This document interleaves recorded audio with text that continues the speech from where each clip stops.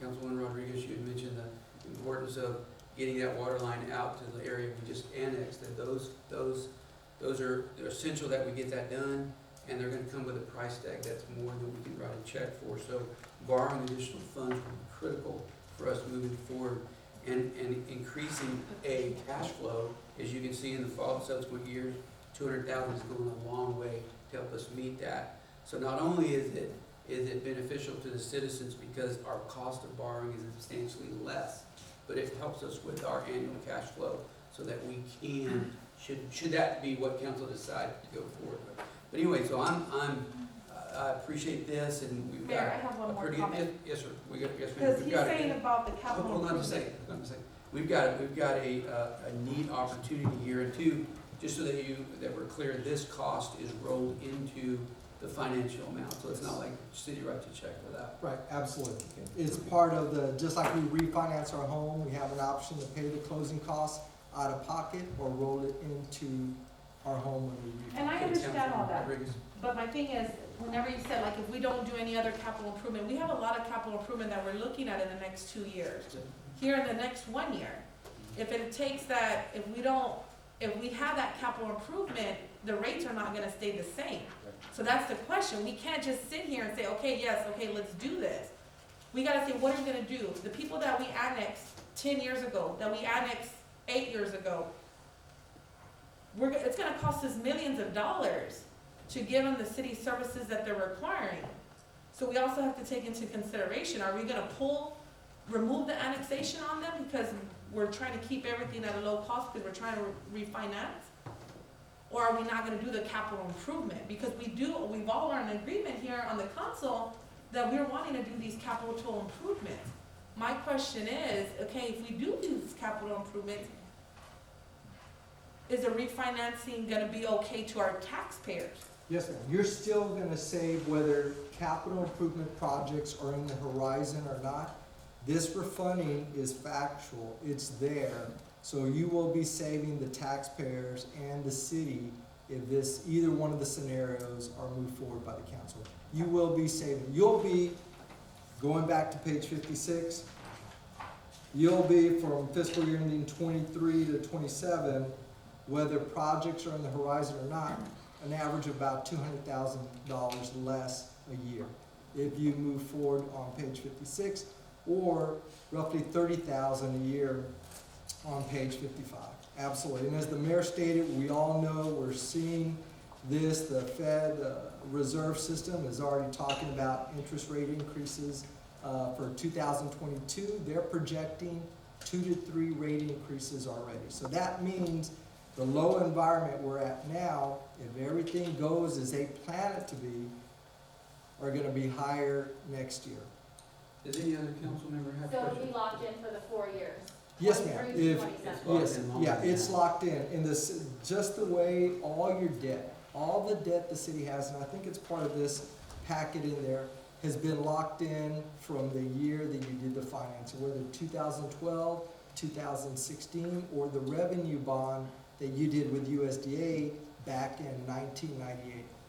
The city has never gotten into a financing that fluctuates or resets or recalculated. It's fixed from day one all the way to the last payment. And that's the way that refinancing. Mayor, just real quick, the recommendation from staff's perspective is to go with the item on page 56, which is the refunding of the 2012 and the 2012 aid, which to me is a bigger financing, but it makes, in my opinion, makes more sense to do that in the short term and the long term, as far as I can see. And that would be item 9B. That we would have to. You want to speak to Mr. Chairman? Want to speak to what these both items mean? I guess. Thank you, Yes, sir. Councilmember. One more take. Do you have any more questions? Anybody else, council, for Robert? No. Okay, Robert, thank you very Yes, much. sir. This is Mr. Juan Aguilera with EMP Attorneys and Counselors. Juan, welcome.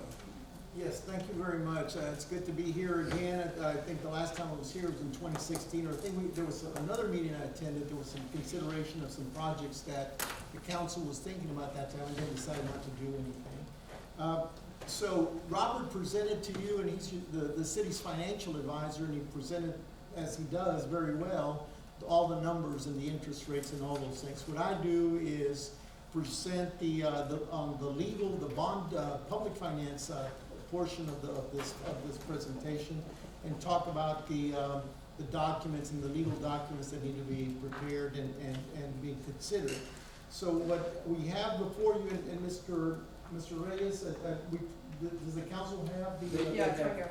They have, they don't have all of the documents, but they have this. Very good. So, the ordinance has been presented, and if you all had an opportunity to look at it, it has a lot of blanks in it. So we don't even know at this point, what the amount of the borrowing that's gonna happen, so you can repay existing debt. And again, you're paying existing debt, not creating new debt, and be able to realize the savings.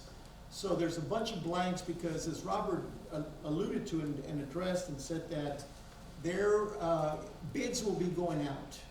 And they'll be requesting bids with a placement agent, and those bids will be coming in, and based on what they have, and after they look over those things, then a recommendation will be made. The ordinance that is before you is what we call in the business a parameters ordinance. And this is available to municipalities like the city of Pearsall, the school districts, counties do it all the time. And this is an opportunity to be able to set certain parameters, and if those parameters are met in the future, when the bids come in, then it will not require council action as long as certain parameters that you will consider tonight are met. Part of the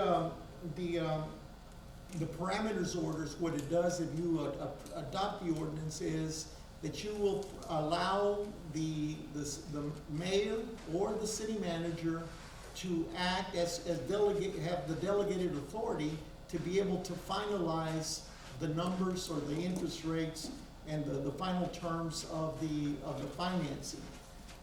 If and as long as the financing does not go more than $4,950,000, and we got that amount, that number from your financial advisor, that is considering both of the financings, the 2012 and the 2012A.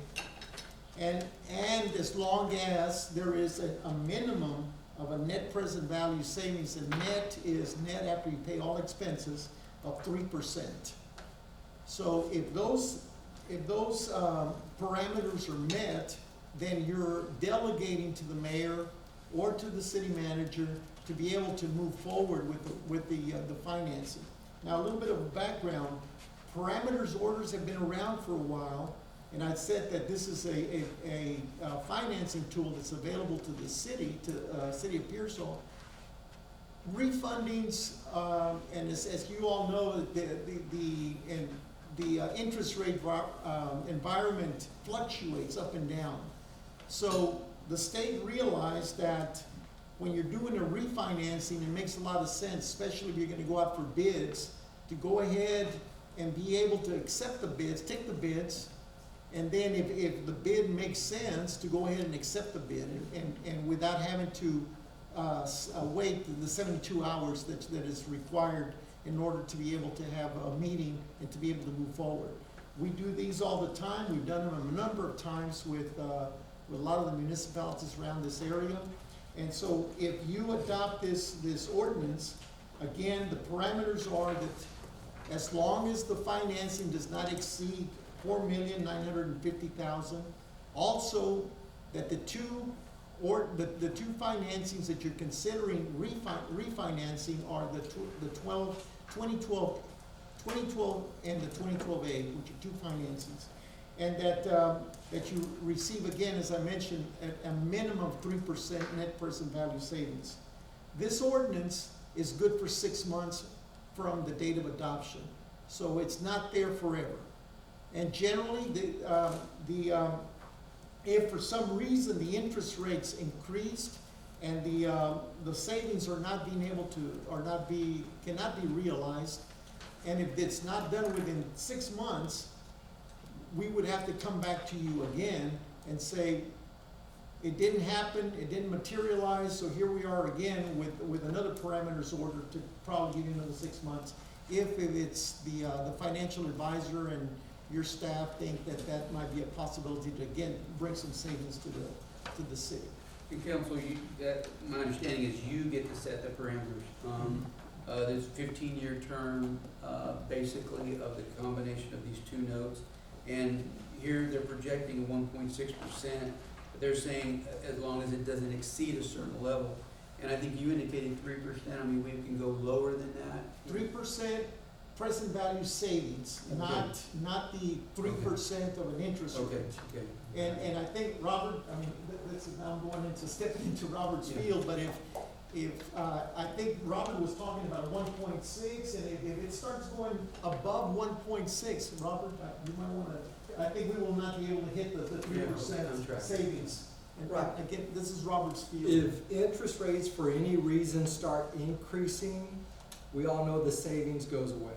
The savings that we presented on page 55 and 56, higher interest rates mean we're not gonna be able to hit 146,000 on page 55 or 232,000 on page 56 if interest rates go up.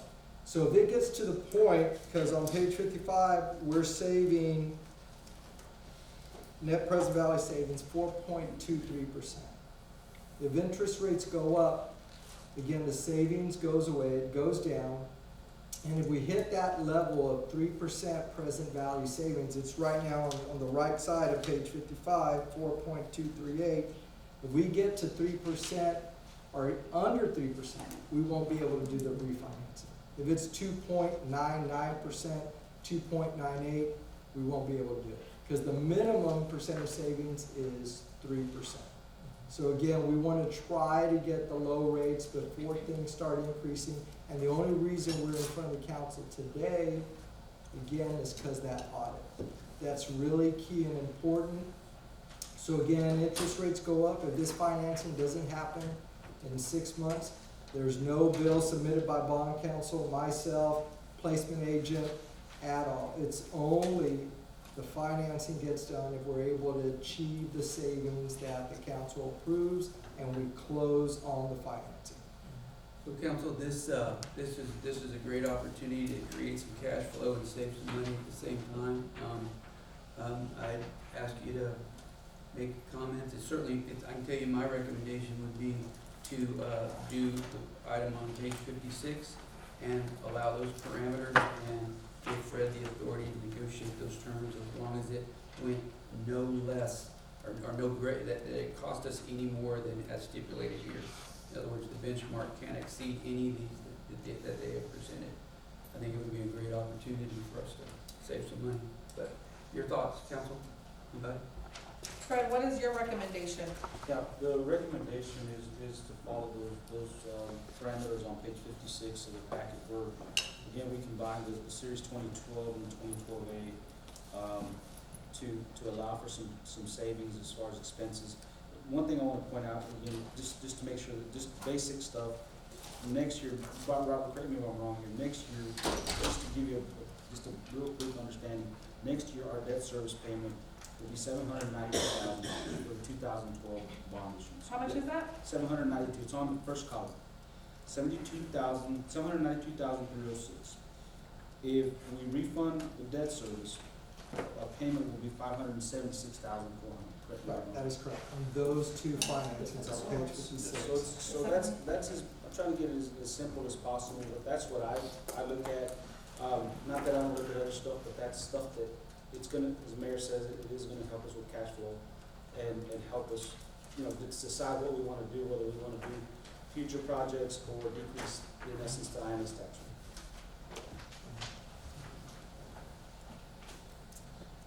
And so as an action item, Fred, this would be, the page 56, would be item 9B, is that, am I understand that correct?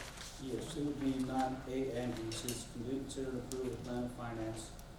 It was, as far as, Mr. Aguilera, could they just approve that as presented, or what would you? Yes, so you could do that, and you could say as presented, so a motion to adopt the ordinance as presented in a second, and I would also add to go ahead and approve the plan of finance. So that way we can cover both of them at the same time. Is that on Unless you wanna break Yeah, them. it's A and B. A and B. You have two, those are all referencing what he's referring to. So basically B is about the covering the A part. Thinking, is it right to say it's in conjunction with? A and B. Sure, you can certainly do that, yeah. And the objective of item A and B was to enable the seeking of the refinancing of these two debts into the parameters Mayor. of what's said. Mayor, Yes, can I ask Bobby, what is your recommendation on that motion? How we should go about it? On nine A and B. Are you asking the language of the motion or the motion itself? The language of the motion. I would go with whatever Mr. Aguilera advises. Council, is there any questions? I'll go ahead and make a motion to go ahead and approve, the plan of fitness with the recommendation of. Can I, let's do items A and B separate, and so. we'll- Yeah, that's what I'm doing. Okay, very good. So this is item nine A, Councilwoman Rodriguez made a motion to approve. Is there a second? Second. There's a second by Councilman Gondeta. Any questions? Hearing none, call for a vote. All in favor, please say aye. Aye. Motion passes unanimously. Now, on item nine B, in conjunction with nine A, do I hear a motion? I'll go ahead and a motion to approve, the ordinance authorizing the insurance of the city of Pearsall. Very good. There's a motion on item nine B to approve by Councilwoman Rodriguez. Do I have a second? There's a second by Councilman Gondeta. Is there any questions? Hearing none, I'll call for a vote. All in favor? Please say aye. Motion passes unanimously. Okay, Thank you. gentlemen, thank you very Thank you, much. Mayor. Appreciate you coming. Mr. Mayor, staff, council members, again, wish everyone a happy Thanksgiving and happy holidays if we don't see y'all. And thank you for the opportunity to allow us to represent the city as your financial advisor and bond counsel. Thank you. Thank you. Thank you, Robert. Thank you. Safe drive. Thank you very much. Thank you, guys. Okay, moving on to item nine C. Discuss and action to suspend any necessary provisions to grant required variances to direct the city manager to assign an address, provide water services, and/or issue a building permit to Michelle and Nicholas De Leon III or their builders for property located adjacent to South Pine, to 1202 South Pine. This is an action item. This item was put on the agenda by Councilwoman Rodriguez and two other councilmen. So I'm going to, Councilwoman, I'm going to allow Councilwoman Rodriguez the floor. Please bring this discussion to the Okay, table. Thank you, Mayor. So I put this on the agenda with actually 3 signatures, but I had already turned in one with 2 signatures.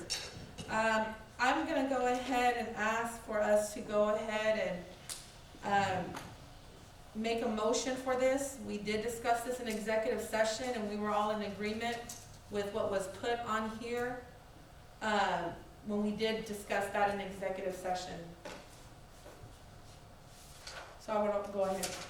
Okay, I hear a motion to approve item nine C, which is to suspend any necessary provisions to grant required variances to direct the city manager to assign address, provide water, and issue a building permit to Michelle and Nicholas De Leon. Is there a second?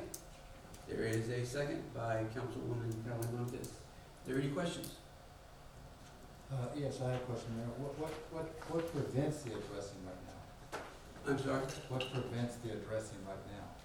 It's the assignment of addressing can happen, really, again, it's the code of ordinances is silent, and I've addressed this. So, again, what's happened, we could provide the addressing, at any time. Again, what I'm saying is silent, there's nothing, any direction that the code provides. It doesn't say you provide it this time, or whatever. So the addressing piece, again, as the council recalls, Mr. Callio was provided, and if the council would like, Mr. Callio we could offer to see if they're interested in doing that service for the city. But that's what's happened less than 6 months ago, and I think I had expressed, we talked to the council members and some of the concerns that were happening with the addressing. And again, I don't want to get into all the details, but I will if the council would like. Okay, Council, I spent a lot of time in, looking through our code of ordinances, looking at section 38, and certainly want to address again to the family is, I think there's no one here that wants to, stop or alter the construction of a home, as it benefits so many people in so many different ways. And if it was as simple as a conditional use permit or a setback line or something that impacted one lot, one homeowner, that would be one thing, but